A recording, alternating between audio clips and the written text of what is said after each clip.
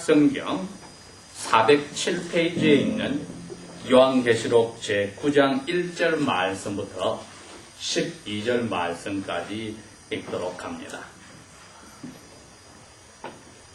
Revelation chapter 9 verse 1 and up to verse 12 9장 1절 말씀. 다섯째 천사가 나팔을 불매 내가 보니 하늘에서 땅에 떨어진 별 하나가 있는데 그 별이 무저갱 끝이 없는 구덩이에 열쇠를 받았더라. Verse 2. 저가 무저갱을 여니 그 구멍에서 큰 풀무에 연기 같은 연기가 올라오네. 해와 공기가 그 구멍의 연기 때문에 어두워지며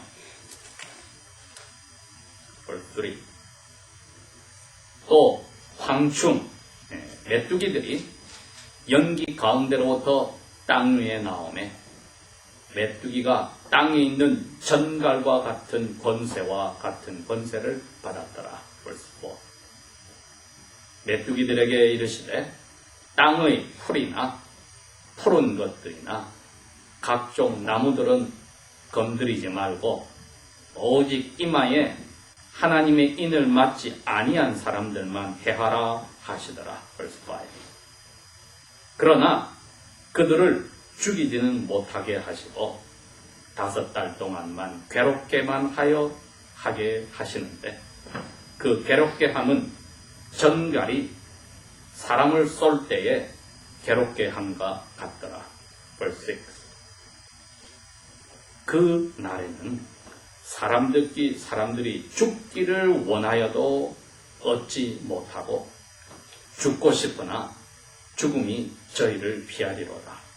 Verse 7. 메뚜기들의 모양은 전쟁을 위하여서 예비한 말들과 같고 그 머리에 금 같은 면류관 비슷한 것들을 썼으며 그 얼굴은 사람의 얼굴과 같고 벌써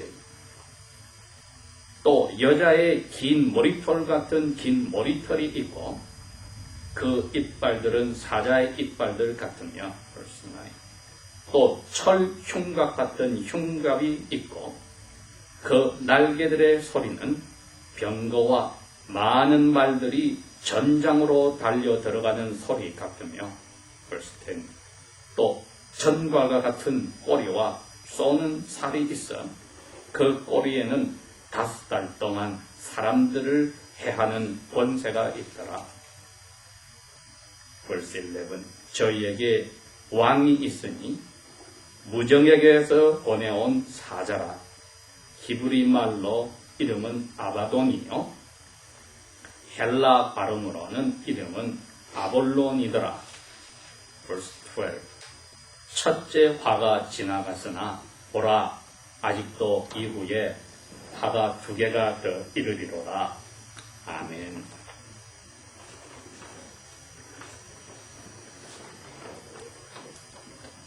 저희들이 요한계시록 공부를 하면서 7이라는 숫자가 여러 번 나오게 되는데 오늘도 거기에 계속 떼어지는 이야기입니다. 첫 번째는 보좌에 앉으신 하나님의 손에 7개의 책이 하나씩 묶어져서 한 권의 책으로 되어 있었다. 그래서 어린 양 예수님이 그 오른손에서 책을 받아서 한 권씩 인을 뗄 때마다 이제 하나님께서 이 세상 마지막을 정리하려고 보내는 벌들이 내려오기 시작하는데 마지막 7번째 책을 인을 떼기 전에는 전 세계가 반 시간 동안 조용했다고 했습니다. 그래서 7째 번을 책을 떼니까 이제 이 세상이 더 힘든 하나님의 화를 받는 자리로 들어가는데 거기에 화가 얼마나 세냐 했더니 7개의 나팔이 등장을 해서 나팔 하나 불 때마다 이 세상에 하나님의 벌이 내려오니까 그 앞에보다도 더 심한 세상의 마지막에 가까운 더 무서운 벌들이 내려오는 겁니다.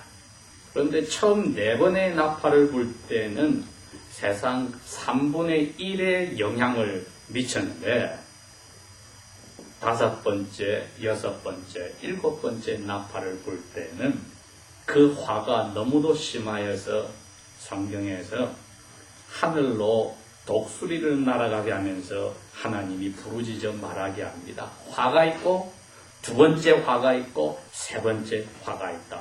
그러니 이게 5번째 나팔을 불 때 1번째 화가 내려오고 6번째 나팔을 불 때 2번째 화가 내려오고 이제 마지막 7번째 나팔을 불면은 이 세상을 끝내는 마지막 화가 내려오는데 이 7번째 나팔을 우리가 12장에 보면은 부는 순간에 이 나팔이 7개의 금대접을 가진 모습으로 바뀌어서 3번째 이 세상 마지막 심판하는 벌은 7개의 금대접에서 하나님의 화가 땅으로 쏟아져 전체가 끝나는 제일 무서운 벌이 내려오는 겁니다. 그러니 이 7번이라는 숫자는 하나님이 이 세상을 끝내기로 정해놓은 그 날짜 그리고 그 해는 바뀌지 않고 정확하다는 것을 잘 보여주고 하나님이 정해놓은 화가 내려오는 게 조금도 모자라지 않고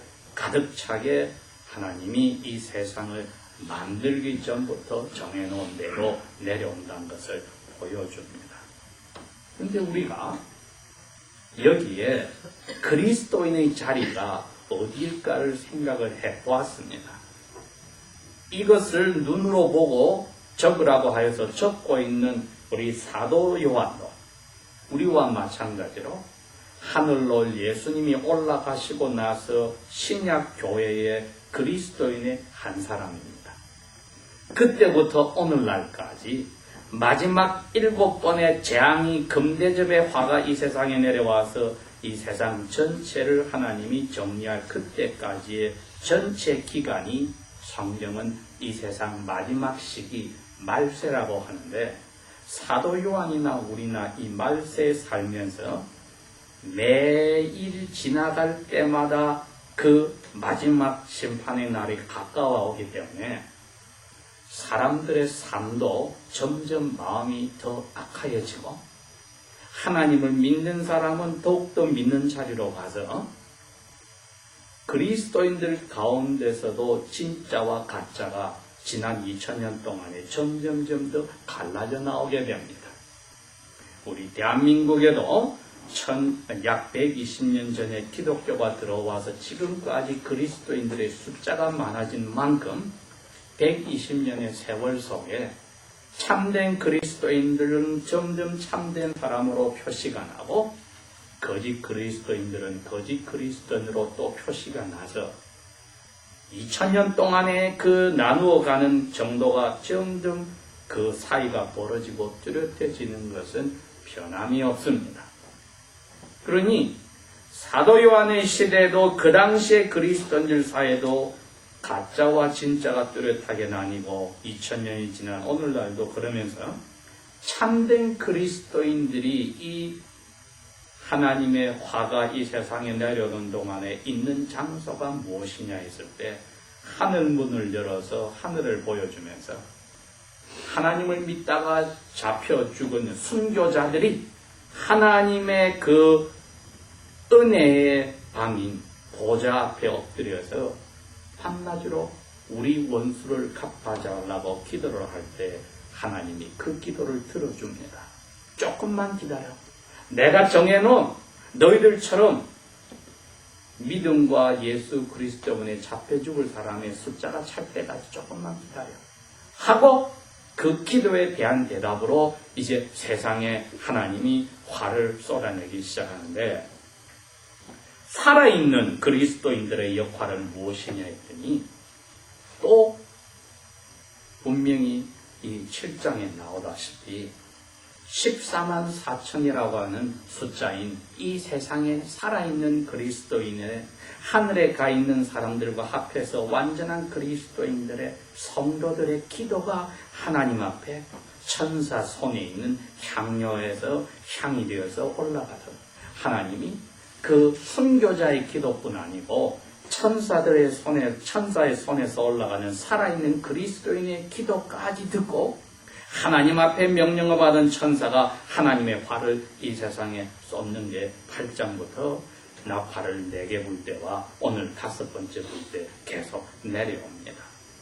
그러니 이 모든 일은 사람이 시작한 게 아니고 하나님이 시작했다는 것이 확실하였고, 두 번째로는 살아있는 그리스도인들이나 죽어서 하늘에서 쉬고 있는 그리스도인들의 기도를 하나님이 아주 귀하고 중요하게 보신다는 게 잘 밝혀집니다.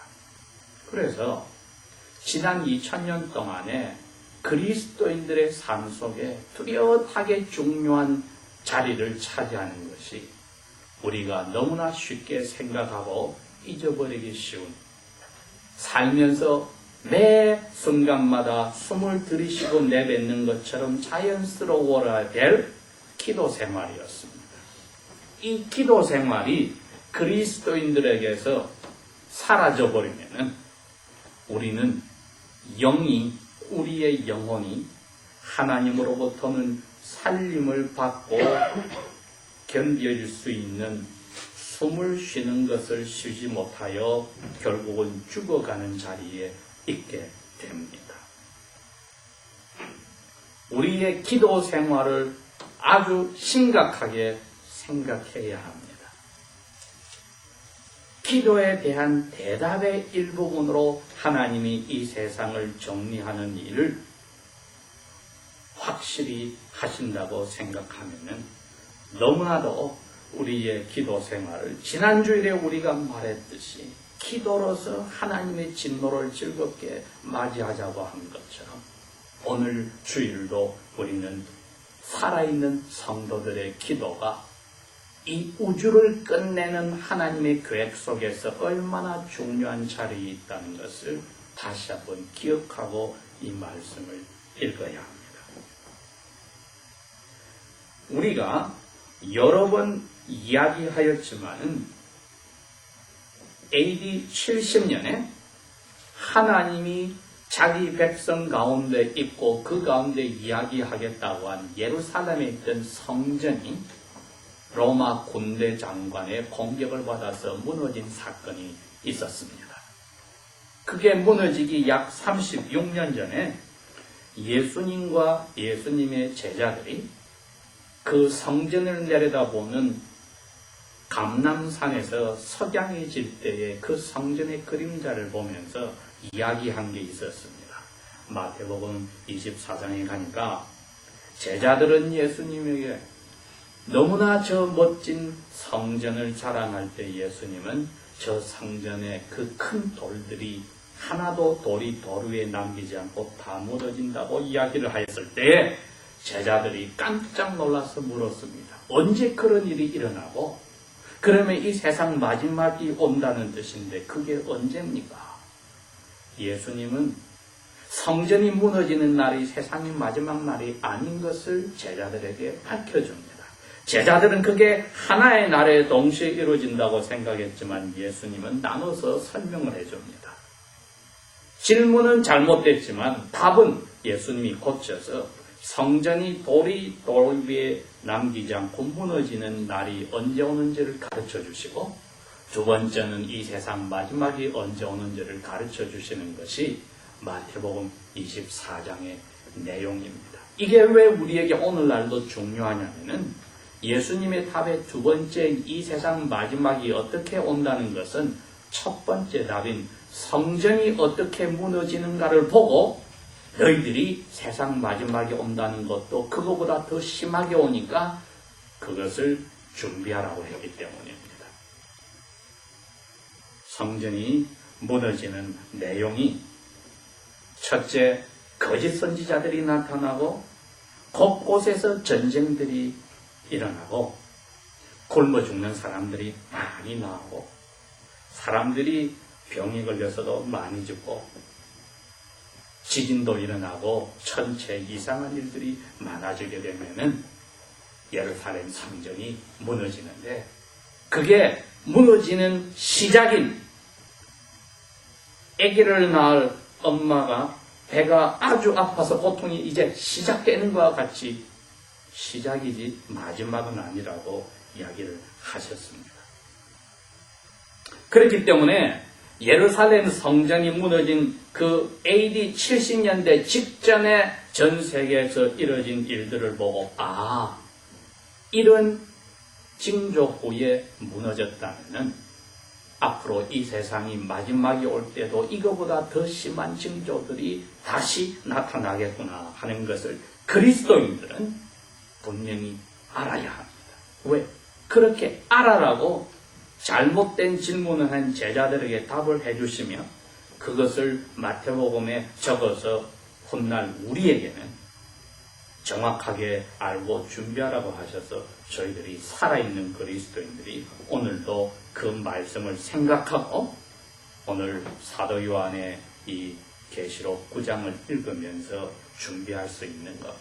그게 첫 번째로 강조한 기도 생활에 우리가 정신 차리고 하나님이 심판하는 날을 기다리고 있는가 하는 것이었고, 두 번째는 이 9장 1절에서 12절에 나오듯이 다섯 번째, 첫 번째 화가 내려오는 나팔을 불었을 때에 무적행이다. 그 당시에 사람들이 생각하는 하늘은 하나님이 계신 곳이고 땅은 사람이 있고 깊은 끝이 없는 구덩이, 그 끝이 없는 구덩이 무적행에는 사탄과 그의 악령들이 있다고 믿고 있었는데 바로 그곳에 문을 닫아놓은 것을 누가 와서 열쇠로 열 수 있어야 하는데 하늘에서 하나님이 별 하나를 떨어뜨렸는데 상징적으로 큰 권세를 가진 천사가 하나님 앞에서 그 무적행의 사탄과 그의 영들이 나올 수 있도록 열쇠를 주어서 그 열쇠를 천사가 받고 내려와서 그 무거운 깜깜한 무적행의 뚜껑의 열쇠를 열었습니다. 열쇠를 열자마자 거기서 연기들이 가득 올라왔다고 했습니다.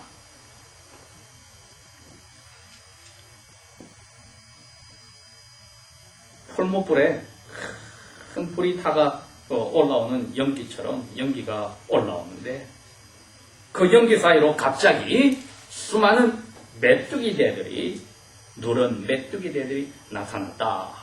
이렇게 되어 있습니다. 구약시대의 메뚜기떼들이 여러 번 나타나고 하나님께서 설명을 해주셨는데 하나님이 자기 백성에게 잘못된 것을 고치게 하려고 벌을 내릴 때 메뚜기떼들을 보냈습니다. 두 번째는 애굽 나라에서 피난 나올 때 하나님의 백성의 원수들에게 혼을 내려고 메뚜기떼를 보낸 적도 있습니다. 그래서 이 메뚜기 떼는 우두머리도 없는데도 하나님의 손에 의해서 이 세상 사람들이 살기에 아주 고통을 주는, 왜? 먹을 것을 싹 갉아 먹어버려서 사람들이 힘들게 하는 수단으로 쓰였던 것이 메뚜기 떼입니다. 근데 이 메뚜기 떼가 나타났는데 이 메뚜기 떼들의 모습이 너무나도 신기합니다. 얼굴은 사람 얼굴에 같고 메뚜기 안테나가 여자들의 긴 머리카락처럼 길고 이빨은 사자 이빨처럼 되어 있고 메뚜기의 머리에 금으로 된 멸관 같은 것들을 쓰고 있고 앞뒤로 단단한 메뚜기의 가슴에는 철로 만들어진 그러한 두르는 흉갑이 씌워져 있고 이 메뚜기들이 그 연기에서 다 나와서 움직이는 그 날개 소리가 말과 말이 끄는 병거들이 전장터로 뛰어가는 그 시끄러운 소리가 나는데 제일 무시무시한 것은 메뚜기의 꼬리에 사람을 쏘아서 죽이는 힘을 가진 전갈에 쏘는 그러한 침을 가지고서 있더라. 그런데 여기에 원래 메뚜기란 우두머리가 없는데 이 메뚜기의 왕이 다시 그 무저갱에서 올라오더라는 겁니다. 그런데 무저갱에 사탄이 보낸 사탄의 대표가 올라왔는데 이름이 파괴자다. 아바돈이나 아볼론이란 파괴자라는 뜻입니다. 파괴자가 사탄에게서 명령을 받아서 올라왔다. 왜 왔느냐 했더니 땅에 아무것도 건드리지 않고, 원래는 모든 것을 갉아먹어서 사람들을 피곤하게 하고 괴롭혀야 되는데 그것을 건드리지 않고 사람만 건드려라. 입으로 뜯어먹는 게 아니라 꼬리에 정갈에 쏘는 그 고통을 주는 독을 쏘는 그 침으로 사람들만, 보통 일주일 안에 메뚜기 대가 지나가서 다 갉아먹어봐야 되는데 그거의 근 10배인 5달 동안에 150일 동안에 메뚜기들이 사람에게만 가서 쏘아서 사람들을 괴롭혀야 하는데, 사도 요한이 여기 6절에 그렇게 이야기를 하십니다. 예언의 말씀으로 이렇게 이야기를 합니다. 그 일이 일어나는 날에는 메뚜기에게 쏘인 사람들은 죽고 싶어도 죽음을 갖지 못하고 죽음이 그 사람들을 피해가 버린다. 이건 예언입니다. 이게 그날 150일 동안에 벌어지는 사건입니다.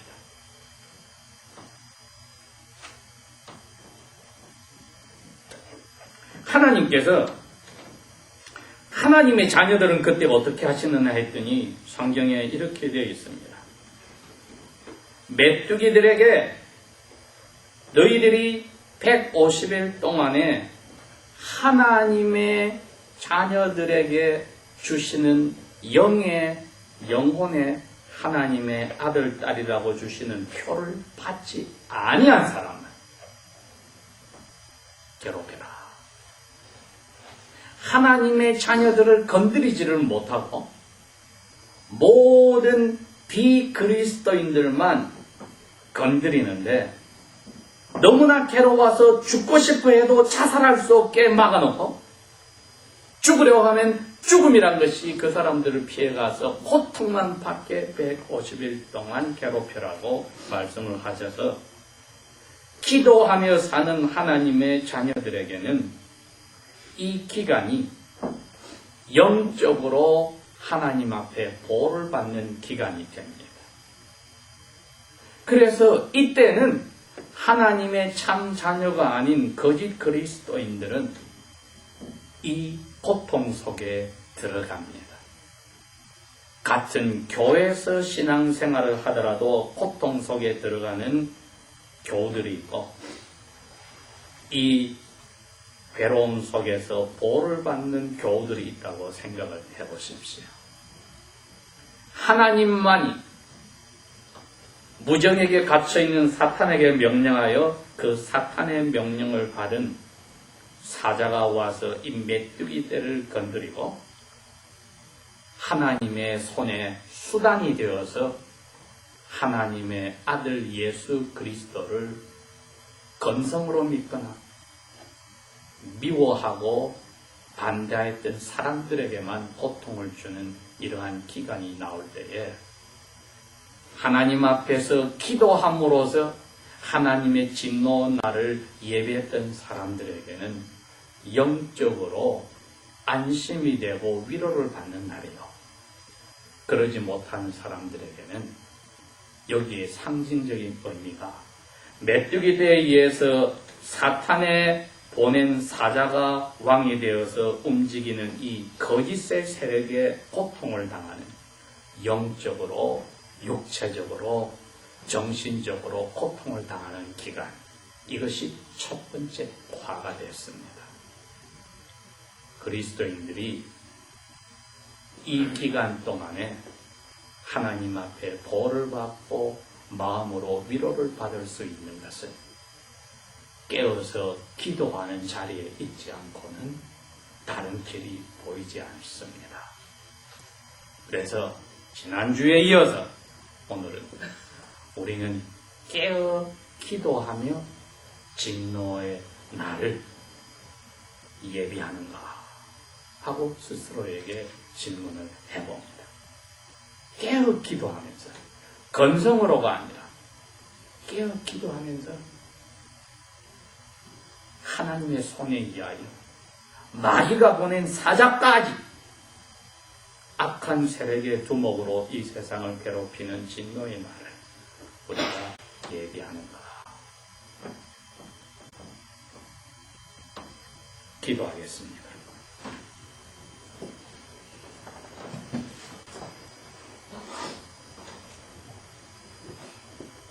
아버지 하나님, 우리에게 주신 말씀 속에서 영적으로 깨어 기도하며 그날을 준비하라고 하시니 성령의 도우심을 저희들이 간절히 원합니다.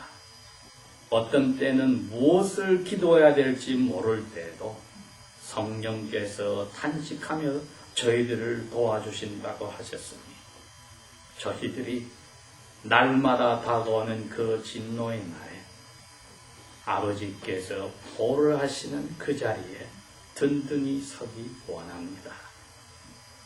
북한의 감옥 속에 갇혀있는 당신의 자녀들을 오늘도 기억하시고 이 새벽 시간에도 그들을 보호하시며 아버지께서 그분들을 찬양하는 무리의 자리에 이끌 때까지 몸과 영혼을 지켜주시기를 원합니다. 이 미국 땅에 지은 죄를 용서하시고 이 땅의 자녀들이 하는 기도를 들어서 정치하는 사람들이 하나님의 뜻에 따를 수 있는 사람들이 뽑혀지게 하여 주십시오. 또한 떠나온 대한민국 땅에도 하나님의 자녀들의 기도를 들으사 그 땅의 죄를 용서하시며 하나님의 뜻에 따라 나라를 다스리는 사람이 뽑혀지게 하여 주십시오. 저희들이 한 모든 일의 대가로 바친 것에 아버지께서 복 내리셔 남은 6일 동안도 아버지의 은혜 가운데 지내게 하시며 우리가 받은 이 은혜가 믿지 않는 우리의 가족들에게 그대로 절어갈 수 있는